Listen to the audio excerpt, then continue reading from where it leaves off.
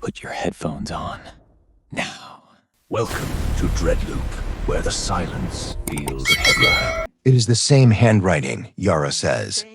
She places the 11 photographs on the kitchen table in chronological order, starting at the corner closest to the window.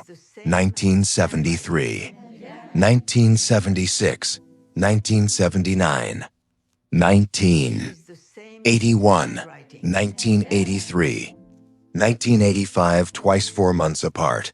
The second of the two photographs slightly underexposed because we took it in the evening after the second visit. And we had only the kerosene lamp by then, because the electricity had been off for 9 days. 1986, 1987, 1980-9. We are 4 people. Our names are Nadim, Yara, Sued, and Rashid. We are 78, 75, 75, and 70. We are sitting in Yara's kitchen in Montreal in October of 2025. Of 1989, which is the month Nadim left Beirut for London, and Sued left for Paris, and Rashid left for Buenos Aires. Yara had already left in 1988 for here. We are old now. We have 9 grandchildren between. U.S.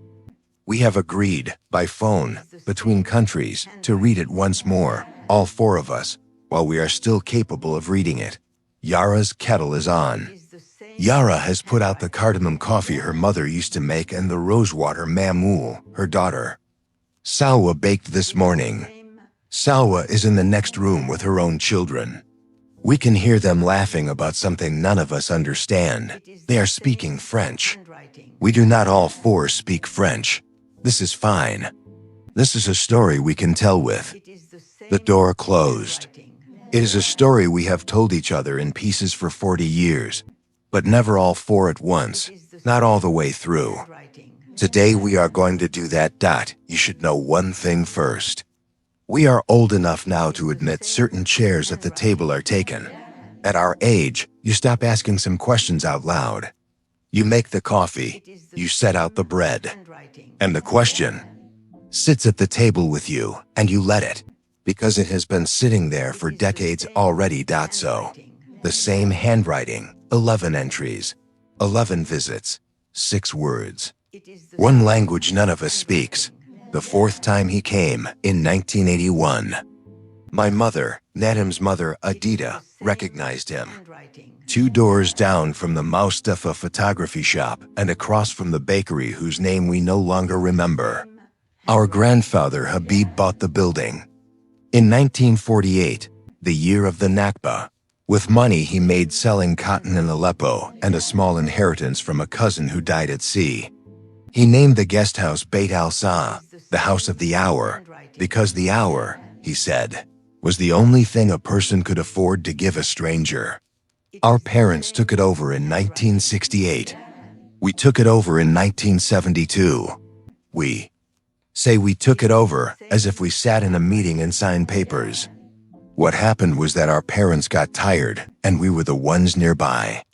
Nadim was the oldest of the cousins and had finished his accounting degree at the American University of Beirut. Yara had refused to finish her medical degree because she had decided she did not like the smell of disinfectant, and our family was at that point still gentle enough to let a cousin make a decision like that. Sued was newly married to a man who lasted, regrettably, only 16 months. Rashid was 18 and sleeping on the rooftop because he had said he could not sleep inside. You have to understand that the house had 11 rooms. The 11 was a coincidence, although it later stopped feeling like one. 8 of the 11 were guest rooms. 2 were small kitchens, the family one and the guest one. One was the office, which had a desk, a fan, a calendar from the bank, Du Liban that we never replaced because we liked the photograph on it, a kerosene lamp for when the electricity went out, and the registry. The registry is the part of this story that matters. The registry was a leather-bound book. It had ruled pages. It had columns, date, name, country, room, signature. Use was the one our grandfather had started in 1948, which was on its 3rd volume. Our father had begun the 2nd volume in 1960. Our parents had begun the third volume in 1968. We continued in the third volume until 1976, when it was full, and we began the fourth volume in 1976. And we used the fourth volume until 1986, when the bookbinder on Handwritten Street, who had bound all four, was killed in the bombing of his shop, and we replaced the fourth volume with a French notebook from a papeterie Unbooked, which is the registry we used from 1986 until 1989, when we stopped. 3 registries, 3 volumes, 11 entries. We are mentioning this now because you should know that the volumes themselves were physically different objects, made by different people, in different decades, in different cities, on different paper. The handwriting did not care. We were good at the work. We say this now at our age because we are too old to be modest. Nadim handled the books. Yara handled the food. Sued handled the front, which is to say she sat at the desk and welcomed people and arranged the keys and said the right small things in the right small ways. Rashid handled what we called the everything else. The plumbing when it broke, the electrical when it broke, the negotiations with the militias when, after 1975, the militias started caring about the electricity and the plumbing. You should know that we kept the guest house open through the war. From 1975 to 1990, the war happened around us, sometimes through us, and we kept the guest house open for 14 of those 15 years.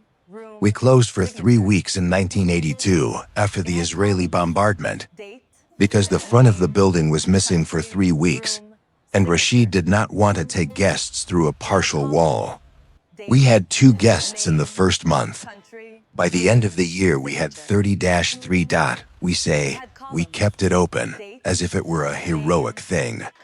It was not a heroic thing. It was that we did not know how to do anything else. The guest house was the family's job. We were the family. Our fathers prayed when they could. The 4 of us, the cousins, were the engine of the house. We were good at the work because we had nowhere else to be good. The first guest in the registry, in 1972, when we took over, was a Belgian aid worker named Matilda. She stayed 2 nights. She paid in Lebanese pounds. She left.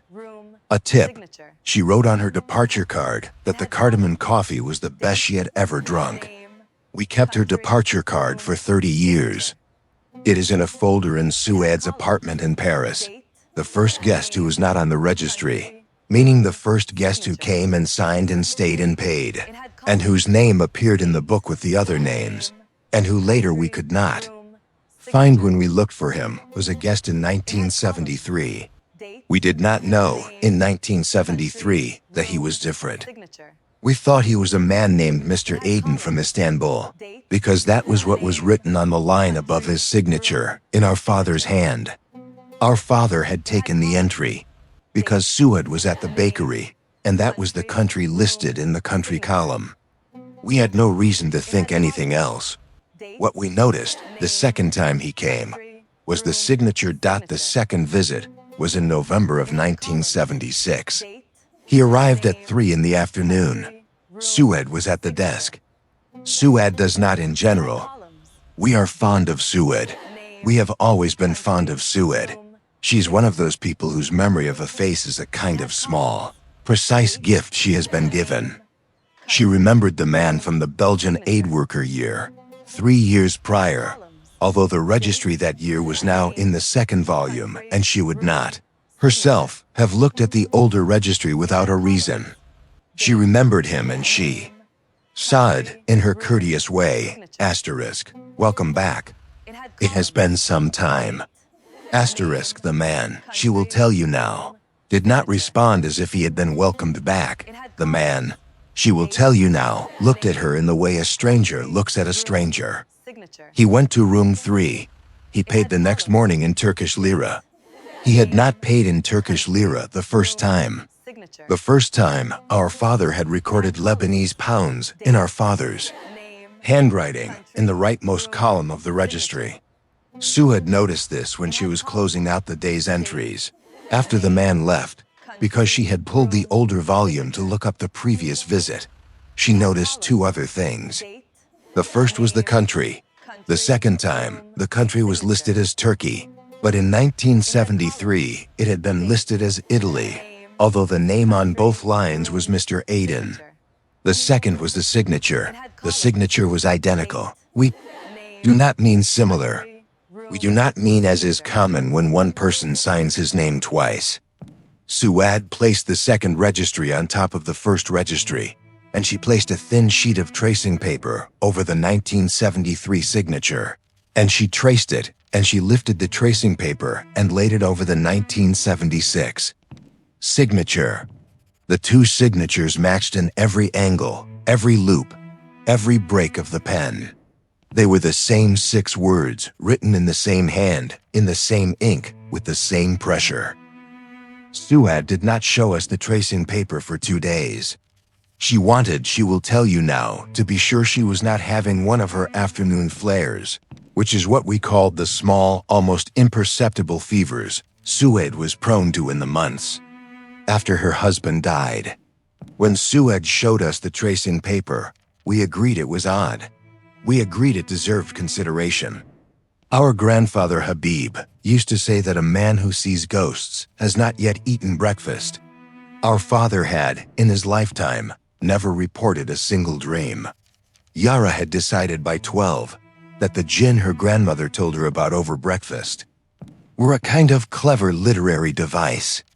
We are not a family that gets excited about the inexplicable.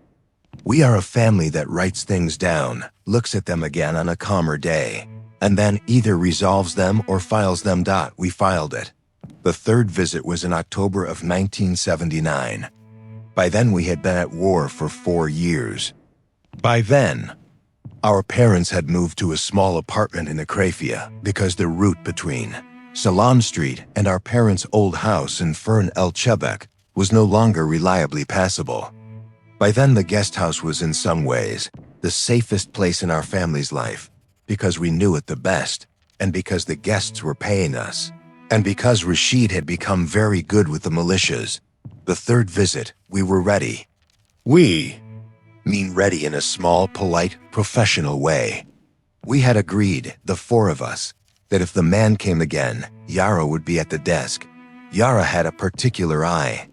Yara had said asterisk, if he comes, I want to look at him.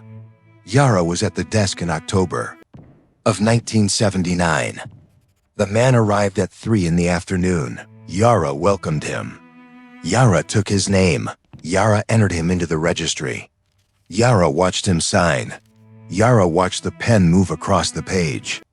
Yara saw the 6 words form. Yara will tell you now that watching. The pen move was the moment she stopped filing. She will tell you that it was not a man writing his name. She will tell you that it was not, and we want to be careful with this language, because Yara is exact, and she has been exact about this for 46 years. Asterisk. The kind of writing a person does when a person is signing something asterisk, it was, she says, the writing of someone copying. It was, she says, the writing of someone reproducing a shape they had memorized but did not understand. It was the writing of a child copying a foreign alphabet. It was deliberate. It was without flow. The marks were correct. The hand moved in correct directions. But the hand did not, Yara says, know what it was writing. The man asked for room 3. We gave him room 3. He paid the next morning in Greek drachma in 1973 and Turkish lira in 1976. And now in 1979, he paid in Greek drachma, and the country in the registry was Greece. The name was still Mr. Aiden. He left at 11 the next morning. He did not have luggage. He did not, on any of the visits, have luggage. When he left, Yara took the registry to the desk lamp. She placed all 3 signatures side by side. She did not need the tracing paper. She could see plainly, in the lamp's small yellow circle, that the 3 signatures were identical. We did what people from a literate, careful family do. We brought it to a professional. The professional was Dr. Halil Nayar, who was a linguist. At the Lebanese University, Dr. Nayar had been a friend of our father since the 1950s. Dr. Nayar's specialty was the Semitic language family, but he was, in his own description, asterisk a man who had spent his life in the company of dead. Alphabets asterisk. He had visited us at the Guesthouse twice in the early 70s. He liked our coffee. He liked Sued. We trusted him.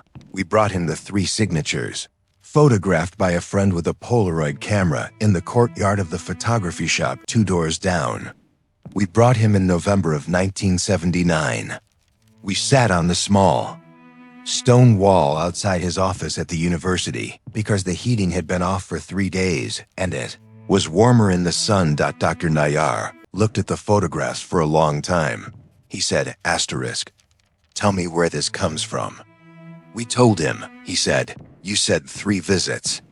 We said yes. He said, children, forgive me. The sample is too small. Asterisk, what he saw was 6 characters.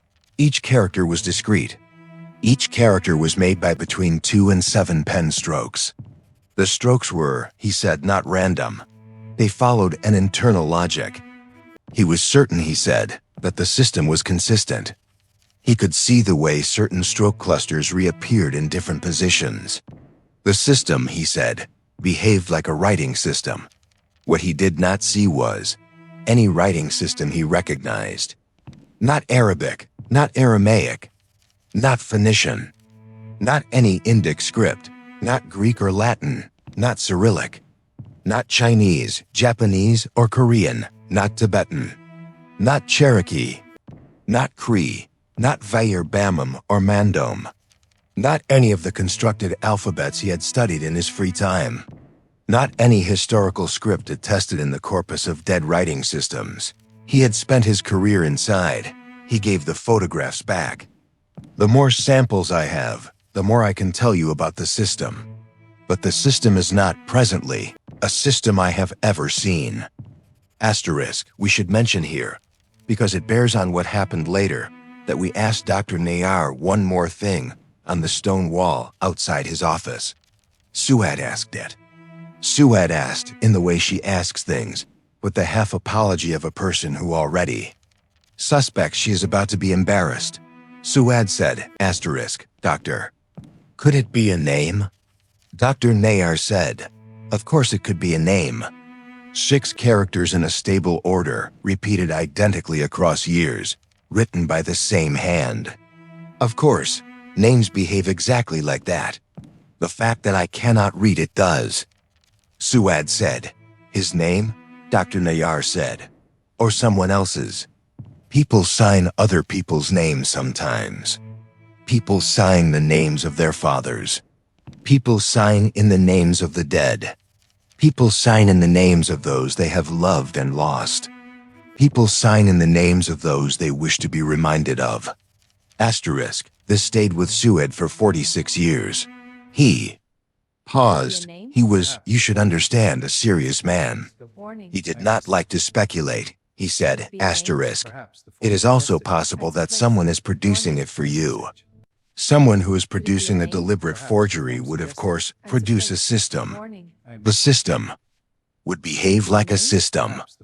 You would not be able, by analysis, to distinguish a deliberate forgery from a real undocumented script. But, and this is the important word, you would expect, in a forgery, slight variations between samples. The forger's hand would tire differently. The forger would slightly on different days write a slightly different version of his shape. We asked, is there variation? He said, there is not. He looked at us. He said, bring me more samples and bring me coffee. We have not had Sued's coffee in 3 years. Asterisk, the 4th visit was in October of 1980-1. The 4th visit was the visit Ada, Nadem's mother. Our aunt was at the front desk for, because Sued had broken her arm in a fall on the stairs and was at the American University Hospital for surgery. And Yara was with her, and Rashid was at a checkpoint negotiating. And Nadim had been called to the bank because something had gone wrong with the franc-pound exchange. Aida had volunteered. Ade was 63. Ada's husband, our Uncle Tarek, had died the year before. Avita liked to be useful.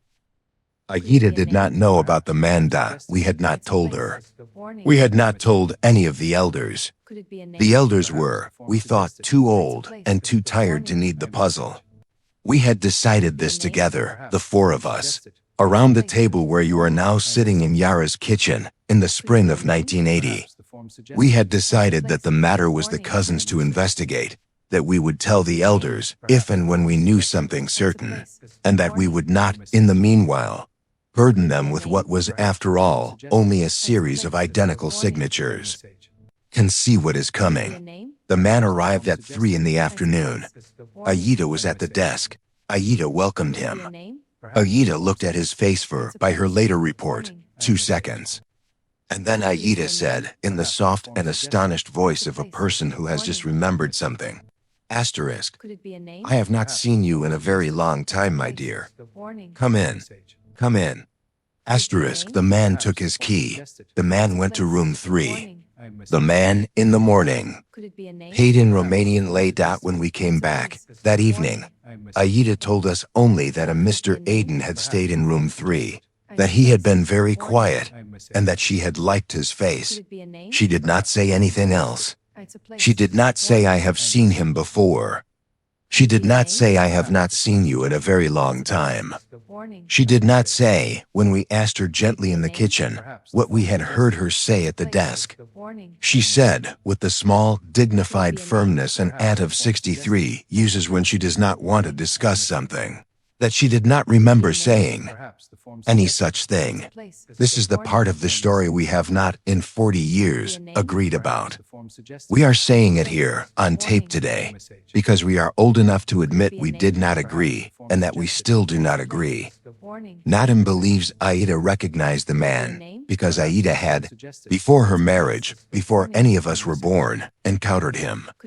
Once, in some moment of her young life, that she had not told her husband, or her sister, or her son about. Nadim believes the recognition was the reason Aida volunteered. Yara believes Aida did not recognize the man at all. Yara believes Aida said something, anything, out of the small social courtesy of 63-year-old Beirut women, which is to say at the precise volume and tone Ada always used with people she was not sure she had met. Yara believes we built the story up later, as we are doing now, and that what Aida said to him was no different from what Ada said to anyone whose face she had ever, for any reason, half recognized in a fish market. Sued believes it did recognize the man, but not in the way Nadim thinks. Sued believes Aida recognized him the way one recognizes a kind of weather. Sued believes Aida had, in her long life, encountered the kind of weather he was, and had not realized it was a person until he stood in front of her, and that the recognition was for the weather and not for him. Rashid does not say what he believes. Rashid is the youngest of us. Rashid keeps his thinking to himself. Rashid will tell you only that, in the years between 1981 and 1989, on the 4 further visits, Aida always somehow knew the day before the man came, and would put on her better dress that morning, and would come down to the guest house without being invited, and would sit in the office and read the newspaper from the day before, and would remain there until, at 3 in the afternoon. The man arrived, died in 1994. She did not, in the years between his last visit in 1989 and her death, ever speak of him to us. She did not speak of him to anyone. The 5th visit was in May of 1980-3. By 1983, the war had become a thing we had forgotten how to count. We had been at it for 8 years. The lines had moved. Our parents' old neighborhood was no longer accessible to our parents. Beirut had become 2 Beiruts, 3 Beiruts, 4. The currency had not yet collapsed, but it was, in the way of currencies, beginning to behave like a currency that knew it was about to. The guest house, in 1983, had a generator. Rashid had bought it in 1982, after The bombardment with money our family did not really have. We are mentioning the generator because the generator is the reason we have a photograph from the fifth visit, taken in the office at 3:15 in the afternoon by Yara's small Olympus camera, of the registry page with the fifth signature.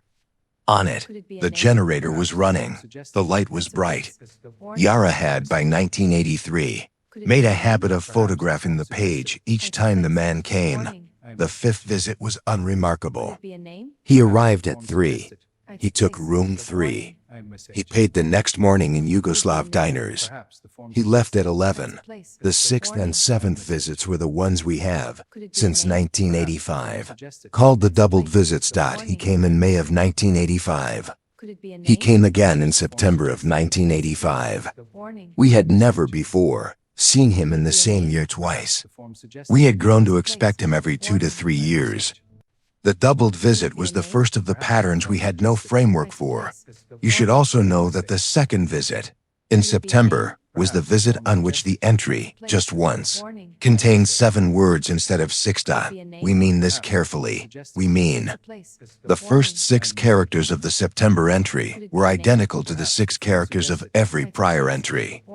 The 7th character was new. The 7th character was made of 3 pen strokes in a configuration we had not seen before, and which Dr. Nayar, when we brought him the photograph in October of 1985, said he had not seen before either. He looked at the photograph for a long time. He turned it. He held it up to the window. He said, "Asterisk. This is interesting." We waited. He said, "This new character, look at it. You see how the 3rd stroke breaks here? You see how the angle is just slightly steeper than the 2nd. We saw," he said, "in any system that behaves like this, what we are looking at is a modifier, a diacritic, something that changes the meaning of what came before." We asked, "Changes it how?" He said, "Children, I have no idea. I have never seen this script. I do not know what the 6 characters meant. I cannot tell you what changes when the 7th is added, but I can tell you that it changes something, because in writing systems that work like this, that is what an additional character at the end of a fixed phrase does. It modifies, it tenses, it marks possession. It marks question or negation or completion. It does something. We just do not know what." He gave the photograph back. He said, "I am sorry I cannot tell you more, but I want you to know, I want you to know clearly that what you have brought me has, as of October of this year, become the most interesting object I have seen in 24 years of teaching. I have shown the photographs to colleagues at the Sorbonne, in Cairo, in Ankara, in Tübingen. None of them recognize the script. We are working on it. We are taking it seriously. We will not stop." Asterisk Dr. Nayar died in March of 1986 in the 2nd week shelling of Hamra. He had not, by the time he died, made progress on the script. His papers were collected by his daughter, who lives now in Sydney. His daughter has the original Polaroids.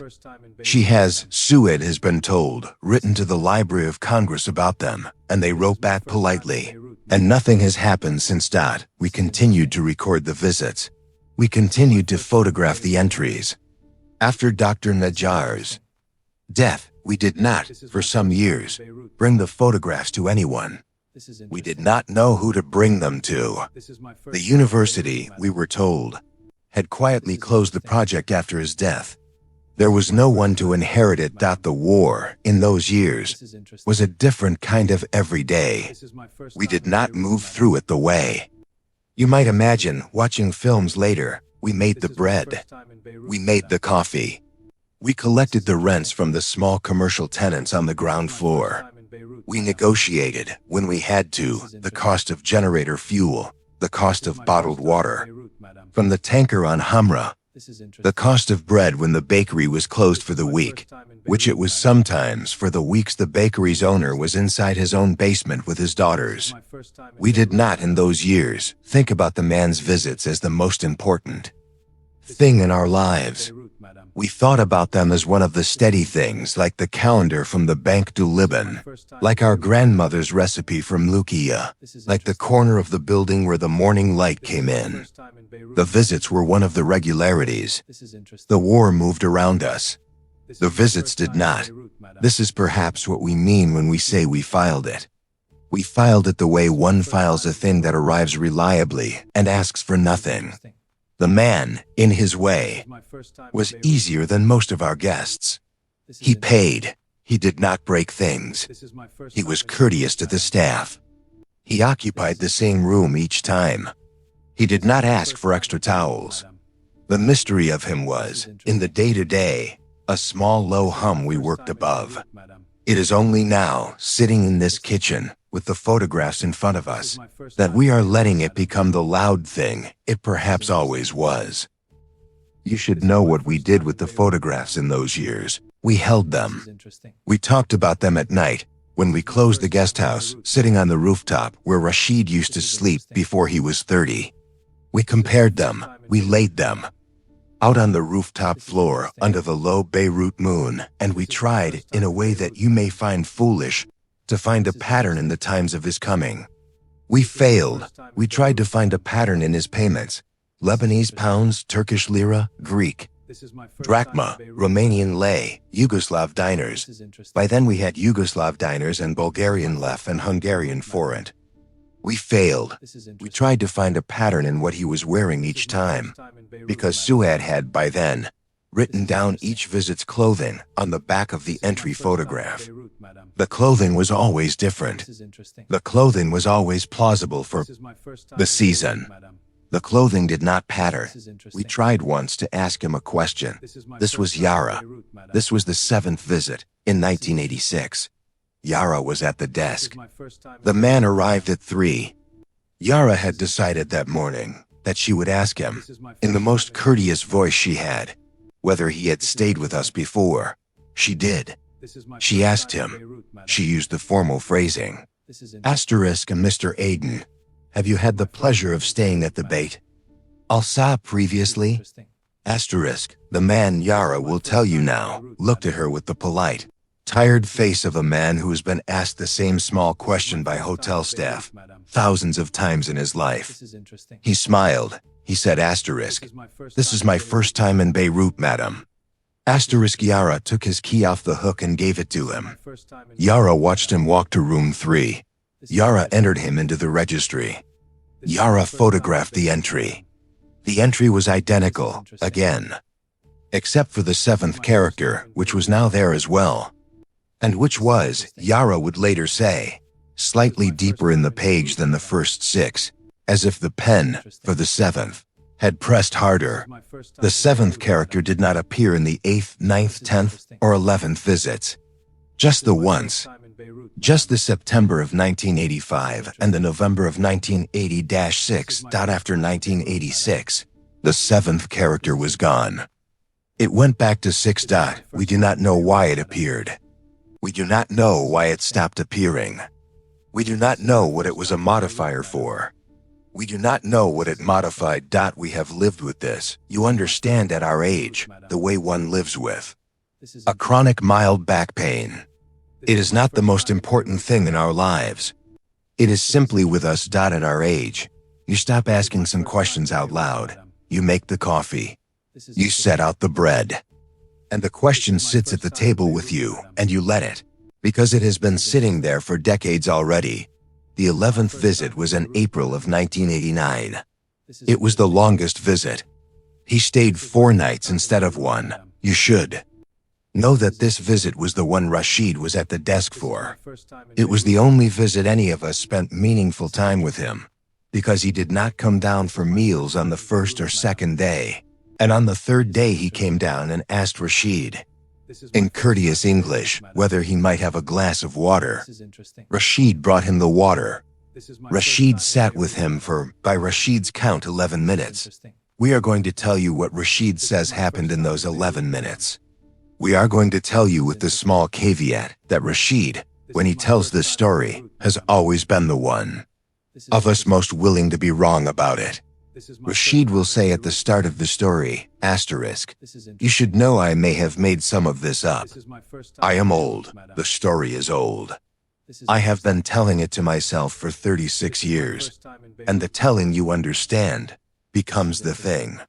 Asterisk Rashid says, he sat down across from the man in the small east lobby. The man was holding the glass of water. The man asked Rashid, in courteous English, whether the family was well. Rashid said yes. Rashid asked the man, in the polite formula, whether he was finding his stay agreeable. The man said yes. Then there was a silence of about 6 seconds. Then the man said, asterisk, I am sorry to bother you. I have a question that has been with me. I do not know whom else to ask, Rashid said. Please ask, sir. The man said, is there a reason that, when I come here, the kitchen has cardamom coffee waiting? Asterisk Rashid says he did not know what to say. The cardamom coffee was, by then, made daily. It was always made for guests. It had been made by our grandmother, then our mother, then Yara, then Yara's daughter Salwa during her visits home, then Yara again. The coffee was the coffee. It had not been waiting for anyone in particular. Rashid said. Asterisk, sir, the coffee is made for all our guests. The man said, thank you, I had wondered. Asterisk, then the man, Rashid says, did something Rashid has not in 36 years been able to file. The man set the glass of water down on the small table between them. The man placed both hands palm down on his knees. The man closed his eyes. The man did not move for, by Rashid's count, somewhere between 40 and 50 seconds. Then the man opened his eyes, picked up the water, drank it, smiled, stood up, thanked Rashid, and went back to room 3. The next morning, the man left. Paid in Bulgarian left. He has not come back. We say he has not come back as if this is a fact. It is a fact in the sense that, since April of 1989, no one has signed the registry with those 6 characters. We closed the guest house in June of that year, when Nadim left for London and Suad for Paris and Rashid for Buenos Aires. We sold the building to a man named Hilmi, who turned the ground floor into a small currency exchange and the upper floors into rented apartments. The building still exists. It is still on Salaam Street. The building is 40 meters from the bakery, whose name we no longer remember. In 2014, on a visit to Beirut, Suad walked past the building. The currency exchange was still on the ground floor, but Hilmi was dead and his son was running it. Suad asked the son if she might step inside for a moment. The son was kind. He let her in. Suad looked at the desk. The desk was the same desk. The desk our grandfather had bought in 1948. Hilmi's son had simply continued using it. Suad, on the desk, saw the corner of the registry. The registry was the 4th volume, the French notebook from the papeterie on Verdun. The registry was sitting on the desk in the same way the registry had always sat on the desk. Hilmi's son had been using it, in his way, for a kind of currency exchange ledger. Suad asked Hilmi's son if she might look at the registry. Hilmi's son said yes. Suad turned the pages. The pages from 1986 to 1989 were intact. The 11th entry was on a page near the back. The 6 characters were there. Suad turned past the 11th entry. The next page, which was a page we had never written on, a page from the second half of 1989, after we had closed, had a 12th entry on it, in the same hand, in the same 6 characters. Dated July of 2004. We are showing you this photograph now. Suad took it, with her phone, while Hilmi's son was making tea. We are looking at it together, the 4 of us, for the first time today, in October of 2025. Phase 7. Unforgettable scene. Saying it aloud. 2025 to 50 minutes and 0 seconds to 57 minutes and 0 seconds. It is 3:15 in the afternoon. In Yara's kitchen, in Montreal. In October of 2025. The 11 photographs are on the table in chronological order. The 12th is at the end, slightly apart from the others, because Sue had held it back for the last 40 minutes and has only just laid it down with the rest. We are looking at the 12 of them. We are 78, 75, 75, and 70. We have not been in one room together for 36 years. We are doing something today that we have never done before, in any room, in any country, in any decade. We are going to say the 6 syllables aloud. We have not, in 46 years, said them aloud. We have between us written them. We have between us photographed them. We have between us traced them and brought them to a linguist, and a daughter of a linguist, and to colleagues in 3 countries who could not help. We have not said the syllables aloud. It is not. You understand that we did not have them. The 6 characters made the same 6 sounds in our mouths each time. We silently read them. We had read them many times. The 6 sounds were in us. We simply had not, in 46 years, said them, Yara says. Asterisk. Why have we not said them? Nadim says, we were not sure they were syllables. Suad says, we were not sure we had the right ones. Rashid says, we were not sure what would happen. Asterisk. We sit with that for a while. The kettle is on. Salwa's children are still laughing in the next room. The light in the kitchen is the light of a Montreal October afternoon, which is a pale, level, almost gold light. The photographs in the light look like what they are, small pieces of paper with old ink on them. Nadim says, asterisk, I will say them first. If they are wrong, we will know. We say, how will we know? Nadim says, you will tell me. Asterisk. Nadim is the oldest. Nadim has always been the one who goes first. We let him. Nadim looks at the first photograph. The first photograph is the 1973 entry. Nadim's hand is steady. Nadim's voice, the voice he is about to use, is the voice he used when he was 60 and addressed the Lebanese Bankers Association, which is the most public voice any of the 4 of us has ever had. Nadim says the 6 syllables. We will not, in this telling, give you the syllables. We will not give them to you because we promised each other, 11 minutes after Nadim said them, that we would not give them to anyone. We promised because of what happened in those 11 minutes, which we will tell you about, but the syllables themselves we are keeping. They are ours. We can tell you what they sounded like, in the rough way one describes a sound. They were soft. They were neither hard nor sharp. The first 3 syllables fell, in pitch, slightly. The last 3 rose. The whole had the cadence of a phrase a person says when greeting an old friend they have not seen in many years. The cadence was not the cadence of a name being signed in a registry. The cadence was the cadence of a sentence one might say at a door. What we will tell you is this. Nadim said the 6 syllables. They came out in his voice, at the volume of a person reading at a kitchen table. They were the 6 sounds we had each, silently, for 46 years, made in our heads while looking at the entries. When Nadim finished, the 3 of us, Yara, Suad, Rashid, sat very still. Yara said, asterisk, that is what I have been hearing. Suad said, that is what I have been hearing. Rashid said, that is what I have been hearing. Asterisk, we had, none of us in 46 years, told the others what we had been hearing. You should understand what this means. We had each separately, in our 4 different countries, in our 4 different houses, with our 4 different families, been silently rehearsing the same 6 sounds for over 4 decades. We had not compared them.